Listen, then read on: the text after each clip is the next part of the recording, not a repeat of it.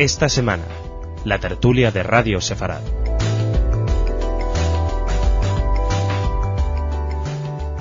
Oriente Próximo tras la toma de poder de Hamás en Gaza. Reacciones de la opinión pública española sobre las luchas entre árabes o interpalestinas. También hablaremos de la visita del rey Abdalá, el rey de Arabia Saudí, a España y la concesión de una alta distinción del Estado. Y por último, una manifestación de apoyo y solidaridad con Israel y de repudio a las expresiones del presidente de Irán, Ahmadinejad, que tendrá lugar la semana que viene en Madrid. Estos son temas que traemos hoy a la tertulia y tengo el placer de dar la bienvenida a Gabriel Albiac. Bienvenido. Muchas gracias. Gabriel Albiac ha estado con nosotros en Radio Sefarad en el programa de Entre Páginas, ¿no? Con Uriel Macías. Ya somos viejos conocidos. Aunque por primera vez en la tertulia, y lo cual nos alegra mucho. Muchas gracias por estar aquí. Gracias a vosotros. Gabriel Albiac, como saben, y seguramente casi todos quienes escuchan Radio Sefarad habrán leído en alguna ocasión alguna columna de opinión de Gabriel Albiac, que es escritor, novelista y además catedrático de filosofía en la Universidad Complutense de Madrid. Nos acompaña hoy también Boris Levy. Muchas gracias también por estar aquí. Hola, ¿qué tal? Un placer. Boris Levy le conocen porque es un habitual contertulio y también nos alegra mucho tenerte hoy en esta tertulia. Comenzamos con los temas, si os parece, Oriente Próximo, la conquista de Gaza y el declive de la OLP de Fatah. Se dice que es como la segunda etapa de un declive que comenzó ya en el 2006 con las elecciones palestinas ganadas por Hamás, y se habla también de que es el primer paso para tomar el control de Cisjordania o quizás de Egipto por parte de los hermanos musulmanes. ¿Cuál es el futuro tras estos cambios recientes? Bueno, lo primero que yo creo que hay que decir es que el pueblo palestino ha estado dividido siempre. No es algo nuevo que las divisiones sean de ahora. Siempre ha tenido muchos grupos, muchas fuerzas de seguridad, muchos grupos opuestos. Esto no es nada nuevo. Lo que pasa es que mientras Arafat estaba en el poder, él era un mago de usar la división para sus propios intereses y mantenía esas divisiones en el fuero interno, dando dineros a uno y quitándoselos a otro, y mantenía una imagen de unidad hacia afuera. Pero yo creo que no es nada nuevo. Lo que parece nuevo es que ahora veamos todas esas divisiones de una manera tan flagrante y que tiene un resultado concreto, que es la toma de Gaza, ¿no? Es un hecho nuevo el que haya un control territorial separado, pero no las divisiones. Ahora bien, yo creo que la separación territorial trae riesgos, pero también trae ventajas, porque se puede creer que al menos una parte del pueblo palestino quiere seguir un camino diferente, o puede que no, simplemente que sea peleas entre hermanos para controlar el poder. Algo que leí un comentario de un egipcio, creo que de Asuntos Exteriores, que dijo que lo que ellos no van a tolerar es un estado religioso en sus fronteras. Lo cual da una dimensión también interárabe al tema de Hamás en Gaza. Gabriel, ¿cómo lo ves? Sí, yo pienso que tienes una gran razón en cuanto a que ese tipo de conflictos internos han existido siempre. A mí la imagen de hace 10 días de los dirigentes del Fatah en Gaza teniendo que ser pasados por Israel a Cisjordania, me traía a la memoria esa imagen que recordamos todos de los milicianos de Al-Fatah cuando el Septiembre Negro, entregándose con los Kalashnikov en alto al ejército palestino para evitar ser ejecutados en masa por el ejército jordano, por los beduinos del rey Hussein. Y a fin de cuentas el conflicto es el mismo. Es el mismo porque no nos vamos a hacer historias. El concepto de nación-estado no existe para el Islam. Por lo tanto, en lo que estamos hablando en última instancia es en conflictos en cuanto a la interpretación del papel del Islam, el papel de la teocracia religiosa en la zona. Yo soy bastante pesimista ante la situación que se crea. Os lo digo sinceramente porque tú hablabas de Arafat y de hasta qué punto había tenido una ventaja de, bueno, pues de ir jugando con las contradicciones para equilibrarlas. Yo muchas veces he pensado que quizá el mayor error de Israel en la década de los 80 y los 90 fue el hacer una apuesta que a primera vista parecía muy realista en política, que es la de, bueno, hay que elegir entre fanatismo religioso y corrupción política. La corrupción es más realista, más moderna y más manejable que el fanatismo. Apostemos por Arafat, que sabemos que, bueno, es un asesino efectivamente, pero también es un ladrón. Por lo tanto, en tanto que con un ladrón siempre se puede negociar, con un fanático religioso no. Era un error espantoso, sobre todo después de ver lo que había sucedido en Irán y la dinámica que eso había generado en el mundo. El gran acontecimiento que realmente trastrueca la situación del Islam a escala mundial es el momento en el que un monstruoso ladrón, el Shah de Persia, es liquidado por una monstruosa colección, un monstruoso grupo de fanáticos religiosos dispuestos a instaurar un sistema teocrático. Bueno, ahora mismo Israel se encuentra y se va a encontrar mucho más fuertemente en los próximos meses atrapado en dos fronteras entre por un lado, un movimiento teocrático puro y duro, un Hamas que cada vez más será el calco de Irán, y un Fatah que tiene que, de algún modo, actuar especularmente, es decir, liquidar a sus adversarios en Cisjordania y plantearse una actitud de suplencia una vez que haya conseguido controlar la zona. Pero parece que se está incidiendo en ese error que estás viendo tú, porque ¿que se está incidiendo? Estados Unidos levantó el bloqueo económico a la Autoridad Nacional Palestina. Parece ser como hay una sensación de alivio por el hecho de que, bueno, se destaca lo moderado de Mahmoud Abbas. Me parece eso tan imaginario, porque ¿cómo puedes llamar moderado a alguien que sencillamente está derrotado? Pues naturalmente que cuando estás derrotado no tomas medidas de ataque, porque es lo único que te faltaba. Ahora bien, si tú piensas que fortalecer militarmente a la gente de la OLP va a llevarlas a llegar a un acuerdo de estabilidad con Israel, es que estás otra vez enloqueciendo con la misma fantasía de los años 80-90. Pero ante la opción, luego, lo que hay que ver es a los vecinos de Israel, Egipto y Jordania, que son fundamentales, porque si Gaza, con lo pequeño que es, si se puede aislar a un grupo ahí, y Egipto, Israel y Jordania están de acuerdo en qué hacer con ese grupo, poco puede hacer. Entonces, yo creo que un poco para contrapesar ese pesimismo, el hecho de la reducción a un territorio muy pequeño y muy encerrado es una ventaja en que se pueda controlar más. Que existen riesgos en el otro lado, seguro, pero hoy leía llamamientos en la sociedad israelí a que haya tropas jordanas en Cisjordania para hacerse cargo de la seguridad. Es decir, que yo creo que se está trabajando más en una participación de Jordania y Egipto, dos dictaduras vecinas, aunque se las quiera llamar otra cosa, pero que si se colabora en ese sentido, entonces se puede quitar el fusible de la situación palestina. Boris, tú siempre has hablado de la importancia de la democratización de las sociedades árabes, lo hemos comentado, lo hemos debatido muchas veces aquí en estas tertulias. Ahora, ¿qué legitimidad tiene este gobierno palestino? Solamente el presidente, que fue elegido por un 62% en su momento, ¿no? El presidente palestino, pero el gobierno nombrado tras los sucesos de Gaza, el gobierno de Al-Fatah en Cisjordania, ¿tiene algún tipo de legitimidad democrática? Bueno, es que la legitimidad es una palabra que me queda grande analizar, porque es una palabra compleja. ¿Qué quiere decir legitimidad? Haber sido votados en unas elecciones, pero en este caso no, solo el presidente. Decía, creo que era Weber, que tenía que haber o carisma o lógica o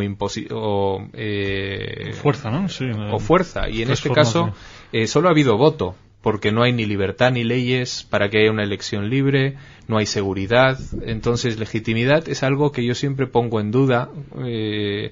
cuando solo hay votos. Es que además, si me permitís, yo pienso que el concepto de legitimidad solamente se puede utilizar allá donde hay Estado. Todo lo demás es subsidiario respecto de eso. La legitimidad de la que hablamos es la legitimidad de un Estado. Ahora bien, no sé hasta qué punto nos damos cuenta de que emperrándonos a hablar de las sociedades musulmanas como si fueran el equivalente de los estados-nación europeos, estamos cometiendo, europeos o americanos, estamos cometiendo un error fundamental, y es el de olvidar que en la ortodoxia coránica no hay lugar alguno ni para la nación ni para el Estado, y que tanto nación como Estado son nociones que son consideradas en la tradición ortodoxa del Islam, vamos, en el Islam puro y simple, en el texto coránico, como posiciones blasfematorias y abiertamente contrarias al mandato coránico. Por lo demás, en la práctica es lo que ha sucedido. ¿Cuál es la gran añoranza de todo el mundo musulmán actual? El último gran califato, es decir, ese que aparece bajo la forma del Imperio Otomano, de ahí que la gran ofensiva islámica para las próximas décadas con toda seguridad será Turquía. Sin duda. Y la constatación a partir de ahí de que todo lo demás, todo lo que sean estructuras nacionales, es puramente efímero y aleatorio. El caso de Palestina es absolutamente transparente. De algún modo nos hicimos el espejismo de que Palestina era una zona más laica que y efectivamente en algún momento lo fue, pero a partir del momento en que la identificación religiosa ha sido restablecida, cualquier criterio de formación de un Estado-nación desaparece. Y lo fantástico en lo sucedido en los últimos 10 años, es decir, en la época en que se han dado todos los medios políticos, administrativos y económicos, porque las ayudas internacionales han sido enormes para construir un Estado-nación en Palestina, lo único que se ha producido ha sido un robo en masa de esos medios, una desintegración de la estructura armada y su atomización en pequeñas milicias bajo el mando fundamentalmente o bien de caudillismos concretos o bien de corrientes religiosas, es decir, lo estrictamente incompatible con un Estado. Ahora, nos tardamos 1500 años en Occidente de salir del Estado religioso, pero se consiguió, ¿no? Es decir, esperemos que no tarde otros 1500 en hacerlo, pero... Hay una diferencia en la tradición en la que se forma Europa.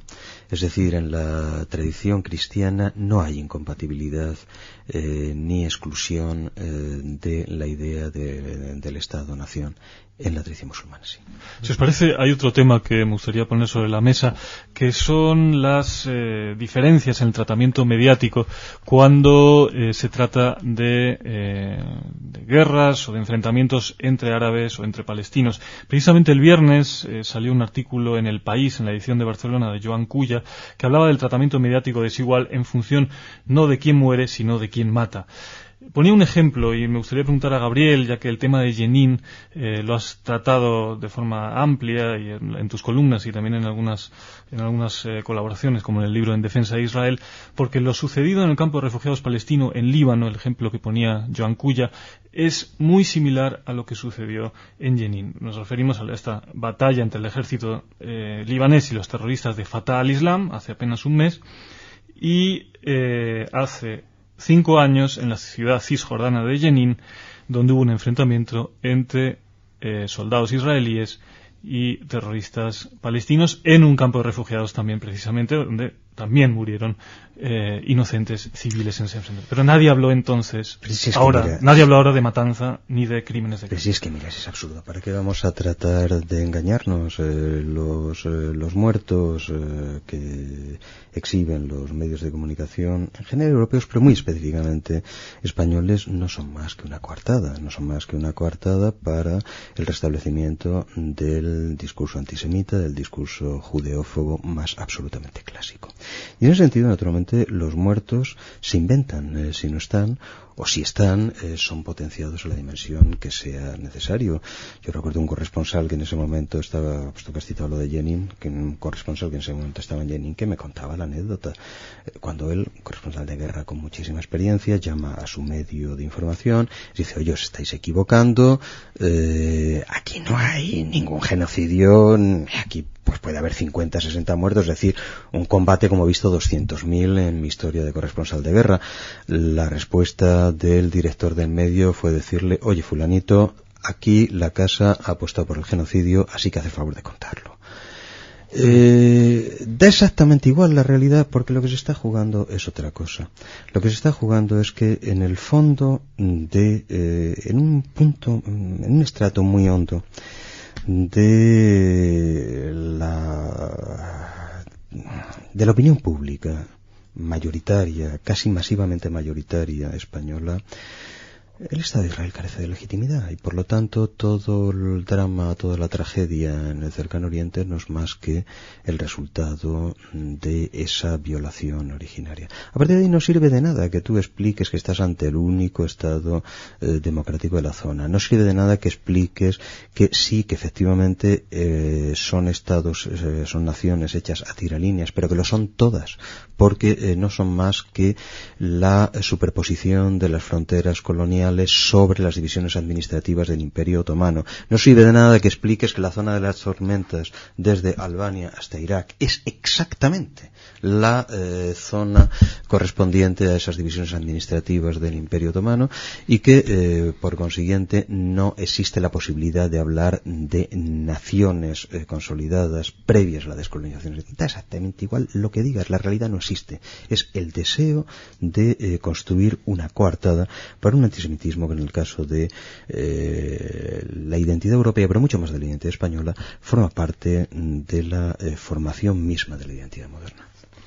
Yo le sumaría, suscribiendo todo lo que dices, la dimensión político-estratégica que muy miope que también tienen nuestros líderes aquí, que dicen, bueno, yo no puedo meterme con ellos porque les necesito. Es decir, si España tiene un porcentaje tan elevado de su energía que viene de Argelia, que viene del norte de África, no puede enfrentarse con esos países porque es que nos cortan el gasoducto y al día siguiente España se apaga. Entonces hay un tema geoestratégico que también hace que convenga presentar esos muertos de una manera o de otra. Evidentemente, si lo que está pasando en Líbano con Fatah al-Islam hubiera sido una acción israelí, las resoluciones de la ONU, ya sería pues el escándalo más atroz que hay y que se hayan muertes por apedreamiento en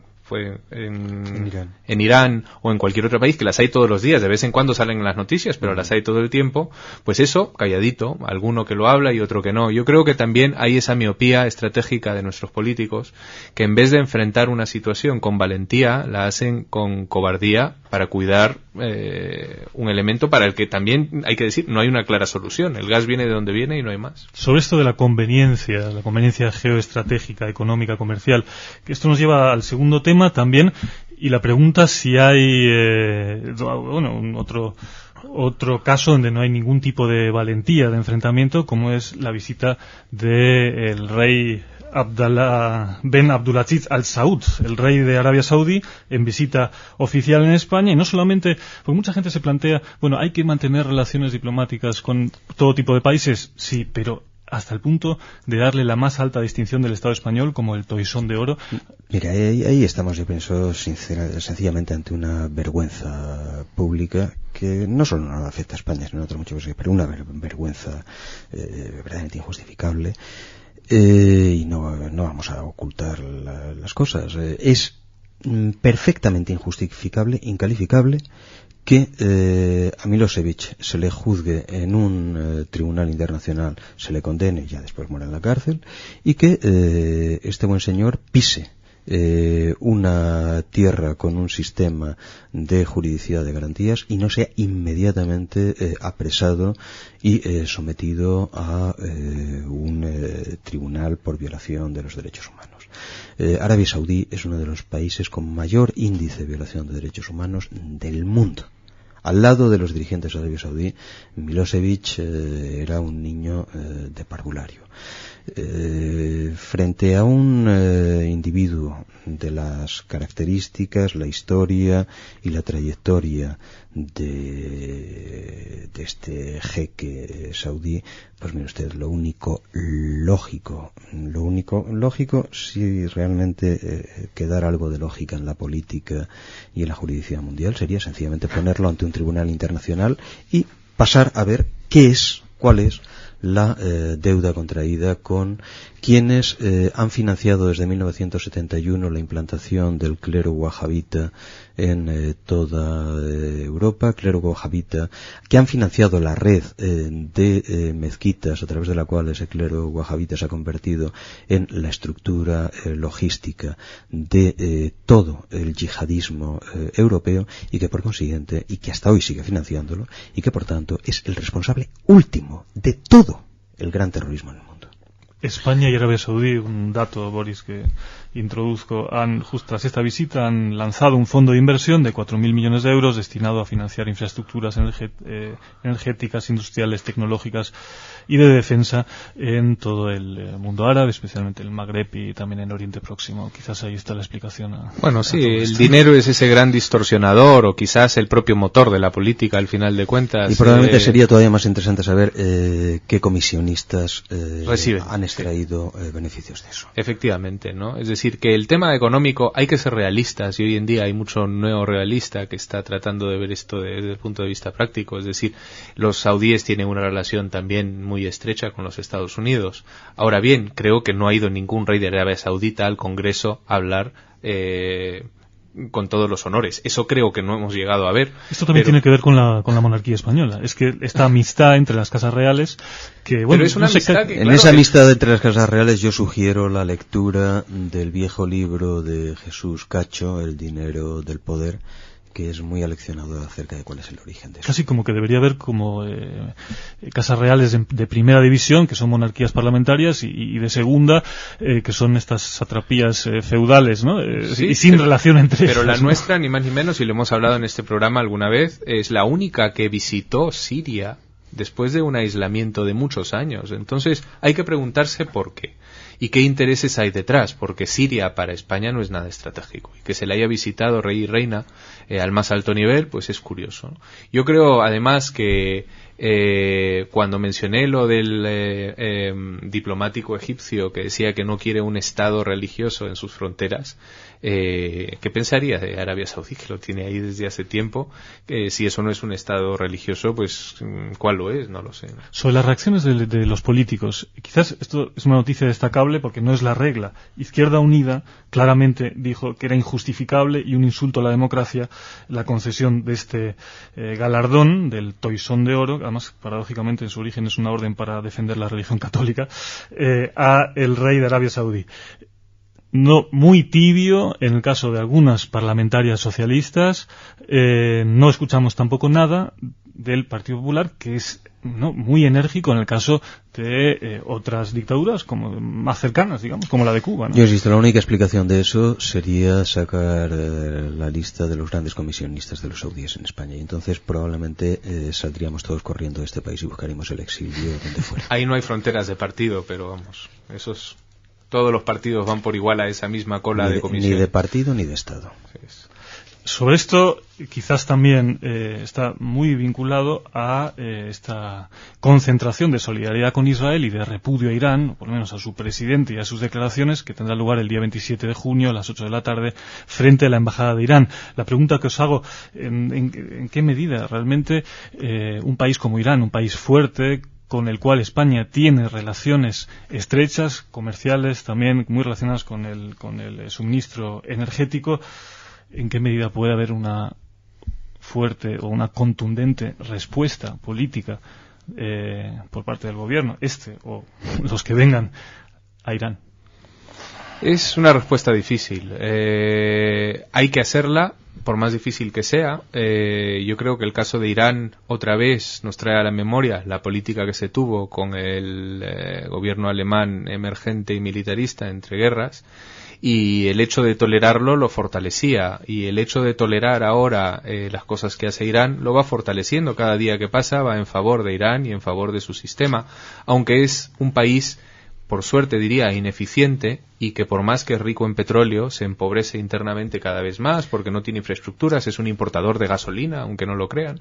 Entonces yo creo que definitivamente hay que ser intolerante con las actitudes de Irán, cueste lo que cueste, y no tener la esperanza ingenua que se tuvo en Irak de que la gente se rebelaría contra su gobierno, que es otra esperanza que ahora se está abrigando, pero que yo creo que es demasiado arriesgado pensar que el propio pueblo iraní se rebelará contra sus dirigentes. Entre otras cosas, tampoco estaría mal el tratar de controlar las finanzas de alguna que otra ONG ligada a la historia esta de la Alianza de las Civilizaciones, cuya financiación tiene todo el viso de ser indirectamente iraní.